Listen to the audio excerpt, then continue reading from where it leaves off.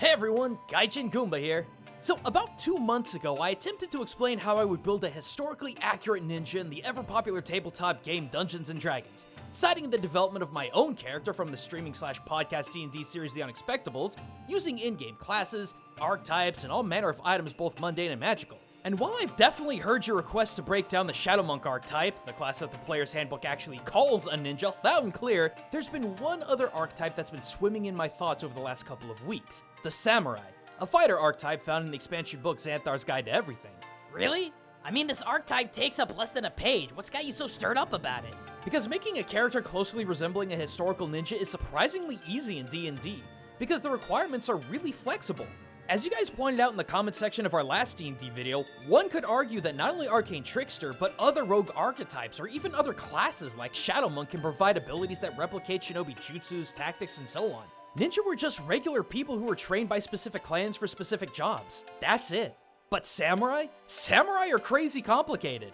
Not only do they have a very specific style of martial philosophy, but also have the responsibilities and expectations they held within Japan's caste system. It's a much harder thing to replicate.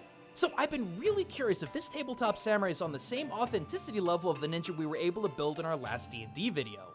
Well, according to Mike Merrills, senior manager of Dungeons & Dragons, a caste-based warrior isn't exactly what he and his team had in mind when building the archetype. If D&D and Beyond will allow me to roll the footage, it seems Mike had a very different idea of how to approach the samurai.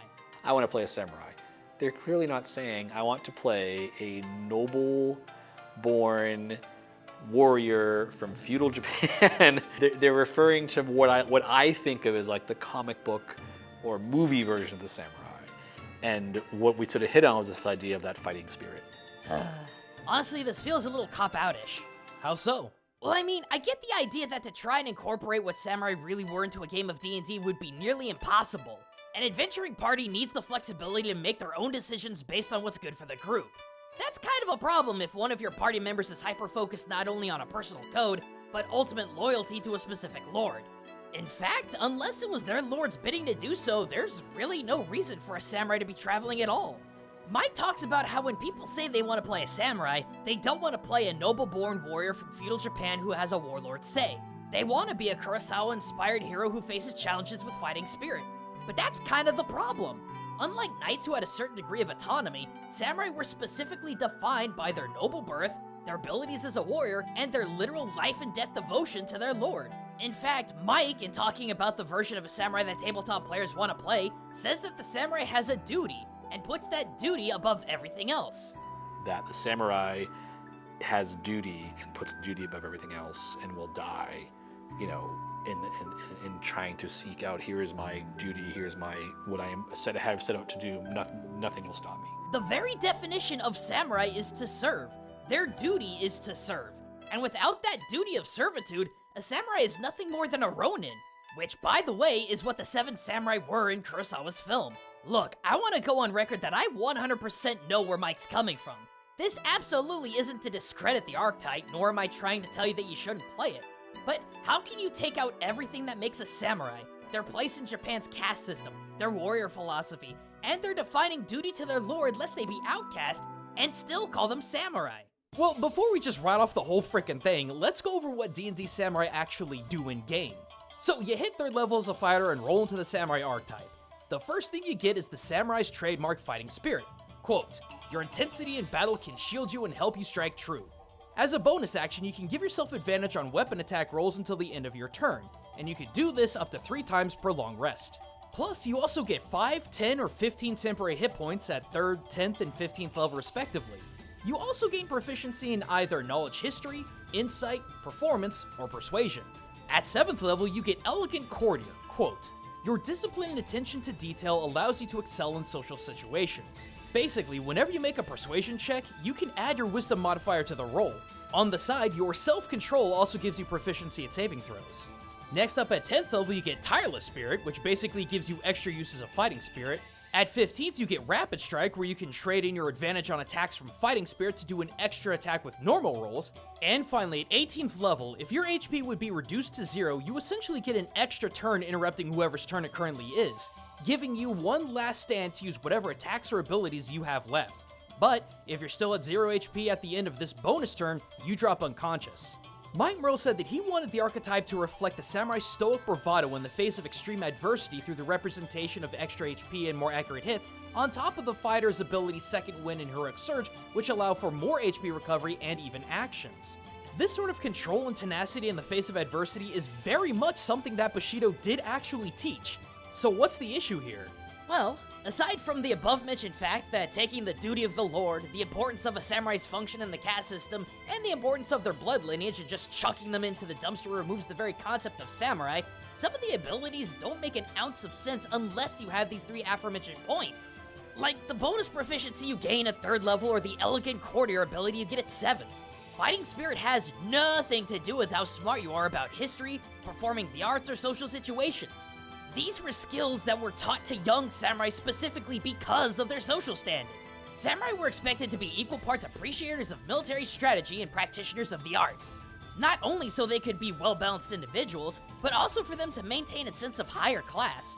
A person of nobility was absolutely expected to be aware of, respect, and practice any number of arts. A samurai was to be seen as a complete person of bun and bu, the arts and arms. In fact, by 1615, the regulations for military houses, or buke shohato, legally required samurai to verse themselves in matters of arts and the court. To cite the document, on the left hand literature and on the right hand use of arms. Even in the face of death, a samurai was expected to write an elegant poem before they face seppuku. The very reason these requirements for real samurai exist, and why the various bonuses to social and intellectual checks exist for D&D samurai, is precisely because samurai were of noble birth within Japan's society. Samurai had to have knowledge of history, proficiency in the performing arts, and the powers of insight and persuasion in court settings, because it was ingrained into them by the expectations of their position in Japanese society. This aspect of samurai is historically and culturally wholly unique to Japan, and makes little sense outside of that context. Well, I can't exactly argue with that, but let me play devil's advocate for a second here, because I can't help but think this is too much of a broad perspective over what Mike and the Wizards of the Coast are trying to convey. How are specific examples backed by historical documents too broad exactly? Because it's ignoring the samurai's baseline principles that make it unique compared to other warriors of history and culture, yet is not 100% relegated to that specific warrior class. What I mean by that is, Mike and his team weren't attempting to replicate the samurai, but rather were trying to create a fighter archetype that hyper-focuses on the concept of Bushido, which, while the Bushido code originated from the samurai, the concept is not exclusive to them. From practitioners of countless martial arts to even sub-big businesses, while the samurai are an unnecessary relic of the past, that which they study transcends time, location, and even profession, all of which could be easily seen as cultural inspirations behind the samurai archetype. Like, look at Kendo for instance, an evolution from Kenjutsu and the philosophy of the samurai. In Kendo, there are 4 key concepts to master: Gan, Soku, Tan, and Riki. Gan meaning sight, but more specifically meaning to see your opponent's feelings, intention, and character. Soku meaning footwork. Tan meaning courage, that is to say determination and bravery when confronting an opponent no matter what their skill. And finally, Riki meaning power, the ability to produce powerful skilled strikes and produce a powerful presence. All 4 of these things are applicable to the samurai archetype. Gan is all about reading people, figuring out their emotions and their intentions. By looking at a person's demeanor, you learn about who they are as a person. Wouldn't bonuses and proficiencies in persuasion and insight be a great way to incorporate this principle in D&D? Sure, you're not exactly a quote elegant courtier, but if a core of Bushido is devoted to understanding your opponent's emotions and demeanor, doesn't that give you some kind of edge? Soku though, yeah, it's not exactly applicable. The samurai archetype doesn't get any movement bonuses, but based on the focus of footwork and kendo, it really should. But it's Tan and Riki that absolutely makes this archetype. Mike Merles made it very apparent that the concept of the samurai archetype was all about finishing the fight against the odds. You're a fighter, and you've been backed up to the wall. The ogre, you're a 2nd or 3rd level fighter, the ogre just smashed you. You're down to 3 hit points.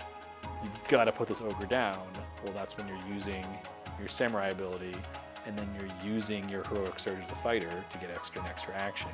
And that felt very much like, in the movie in my mind, it's like it's the samurai who's like bloodied, but he's just still standing and fighting, right? Like, despite all these injuries, this is my enemy, this is my goal, nothing's going to stop me.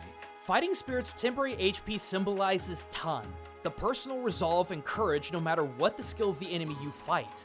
while the rolls on advantage are mirrored to the concept of Niki, the ability to produce not only powerful, but skilled strikes.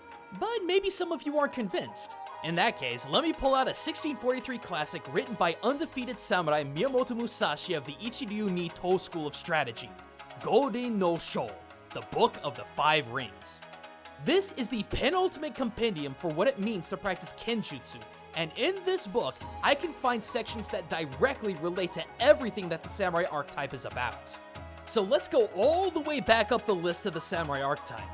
What does Musashi have to say about the arts, as seen in those proficiency bonuses to performance in history?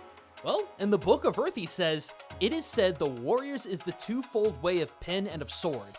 He should have a taste for both ways." How about the samurai archetype's fighting spirit? Well, I think the Water Book chapter on spiritual bearing and strategy puts it pretty succinctly. In strategy, your spiritual being must not be any different than normal. In both fighting and everyday life, you should be determined through calm. Meet the situation without tenseness, yet not recklessly. Your spirit settled, yet unbiased. Even when your spirit is calm, do not let your body relax. And when your body is relaxed, do not let your spirit slacken. To me, this mirrors the archetype's fighting spirit far more than Xanthar's book saying, quote, "Intensity shields you and helps you strike true." Because what even is meant by intensity? Musashi relates everything in military strategy to the spirit, and I think that's really where the one-to-one connections are and what this archetype is supposed to be. For example, the HP boost given through the activation of the samurai archetype's fighting spirit, I can't help but think of what Musashi says in the chapter Book of Fire under To Renew. To renew implies that when we are fighting with the enemy, and an entangled spirit arises when there is no possible resolution, we must abandon our efforts and think of the situation in a fresh spirit and win with a new rhythm. That boost of HP feels symbolic of refinding your footing and regaining control of a fight that you aren't winning, similar to what Musashi says about renewing. Next, how about that advantage on attack rolls? That falls under the chapter The Book of Water under Cut and Slash. To cut and to slash are two different things.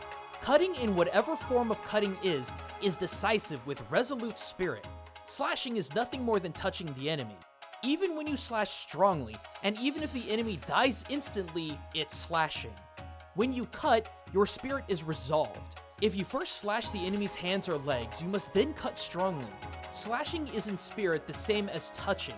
When you realize this, they become indistinguishable. Cutting is decisive with a resolute spirit. Doesn't cutting sound an awful lot like attacking with advantage from fighting spirit? Musashi explains that cutting is about attacking through the spirit. It's decisive and precise, while attacking with advantage reflects one's ability to hit more easily. Within both examples, a samurai is striking more accurately through their spirit. But this passage also reflects the archetype's ability of Rapid Strike, wherein the player gives up the bonus of an attack roll with advantage for an extra attack with a standard roll. In essence, you're changing from cutting to what Musashi calls slashing, a more wild action that, while is unfocused, has the potential to kill. Lastly, there's the samurai's final ability, Strength Before Death, wherein if you get dropped, you have one last round to blow a use of Fighting Spirit, Action Surge, Second Wind, or any of the abilities or weapons you have at your disposal to get the job done before you're down. And believe it or not, Musashi even has something to say about this very concept in the Earth Book chapter. When you sacrifice your life, you must make fullest use of your weaponry.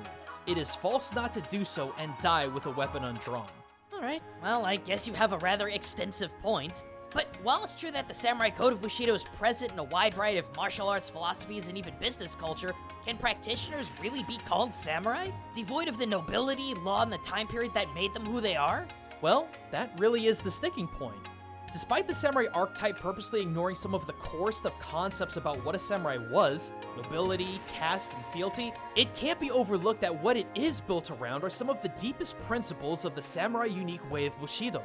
So instead, let me turn it on you guys. Do you think Xanthar's D&D samurai is historically on the money, or is the inherent lack of background push the archetype into a ronin at best? Let me know in the comments below, and while you do, let me give another big shout out to my patrons who keep videos like this chugging along. You might have noticed that my video on Spirited Away was taken down the other week. Theoretically, it could have been a huge problem, but it's supporters like you guys who give me stability should things like that happen. And it absolutely makes or breaks me being able to keep creating. So if you enjoy what we make here, consider checking us out. Otherwise, if you love learning about Japan through countless games and anime, hit that sub, get notified, and check back once in a while for our semi-weekly uploads. Also, don't forget to check us out on twitch.tv/Gaijin Goombah, where we break down culture and gaming live. And until next time, everyone, this is Gaijin Goombah, signing out.